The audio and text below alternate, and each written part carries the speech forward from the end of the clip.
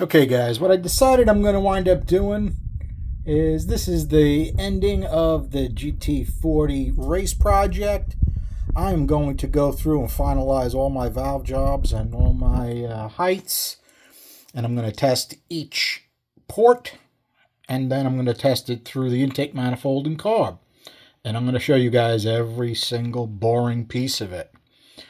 Now, as far as this one, my Dicom can is just about out. I have a new Dicom can, but I didn't get to use it on this one because it already gave it a shot. So we'll take a look at this. The valve actually has some dirt on it because I did do a touch more work to the intake manifold and I hosed it out. I didn't go through it and really clean it, which I probably should have before a flow test.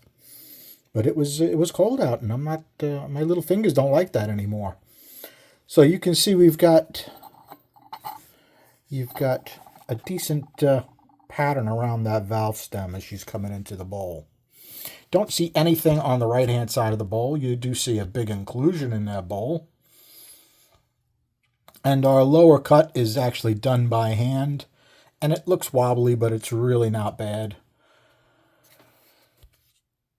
Okay, how do we do as far as this? We look pretty decent.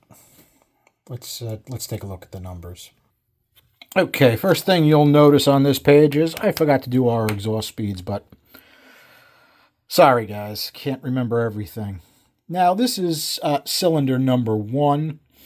Okay, you guys haven't seen this flowed yet, but if we take a look, we're right around where I think we were getting about 188 at 3, and we were topping out right around 260, 261 last time we looked at an intake.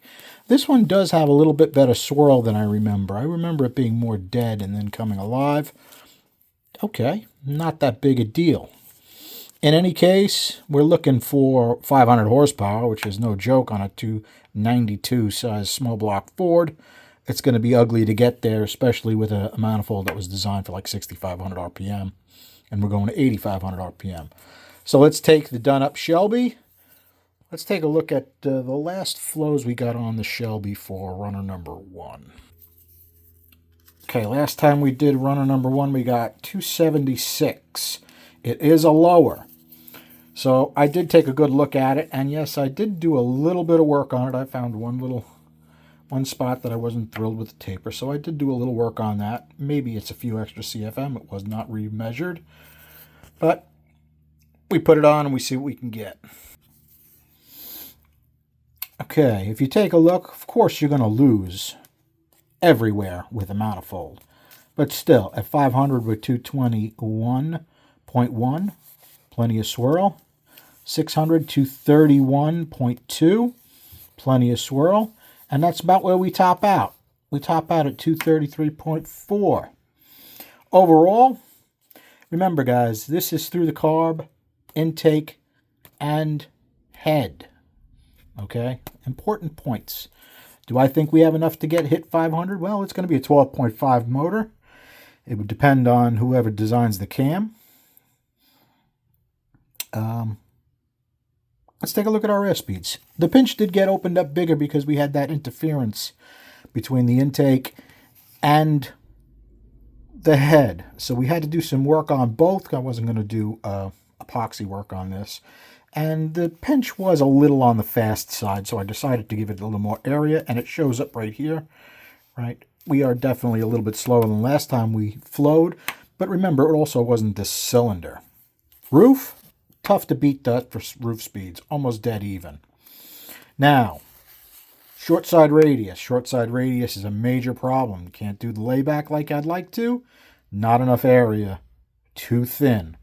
So you got to get what you can get and try to make it flow as smoothly as you can around that curve. It's still quite a high short side, which is probably one of the reasons we do as well as we do in this mid-range. I'm not really opposed to it. But what it does is it cranks up our speeds. Now, we are not as even as we were on the other one. Now, I will admit to adding area to the center of the cylinder after a bunch of sonic work. I decided there was enough material there that I could move that over a touch. So I did that on all of the ports, which is going to throw our speed off because the air really wants to go to the center. It doesn't want to go over to the cylinder wall side. First of all, it's harder to get out because of chamber shrouding. Okay, and this is the shortest path to the center of the cylinder, so it wants to go to this side. So that's what we got. Still a hair fast in the middle, 400, not great. Do I think it'll work? Yeah, I think it'll work. I think it'll be just fine. Let's take a quick look at the intake manifold, which runner you're going through. Okay, I still have it all assembled because it's going to be going on an awful lot today. And yes, it's still wet from being hosed off. That is what we are looking like on number 1. And I think that's all we're going to be showing is we're going to have a bunch of short clips like this. So I think I'm going to show you all of them because I'm hurting for content, guys. Besides, I've got a bunch of projects that owners finally called up and said, hey, ship my stuff. So I got to organize a bunch of that and get a bunch of that shipped out. I've got TPI project wants to be opened back up, and that's all packed up, ready to go. It's going to be opened up, remeasured, because it's getting a bigger lower end. 418 cubes, I hear, last notice. So we got to have to do some measuring and see where that's going to work out. And chances are it's going to need some chamber work to get the compression where we need it. It'll be interesting. You know what else I should mention? These have an absolute minimum amount of deshrouding done that I could try to do on these heads, because I know compression is really going to be important in this design.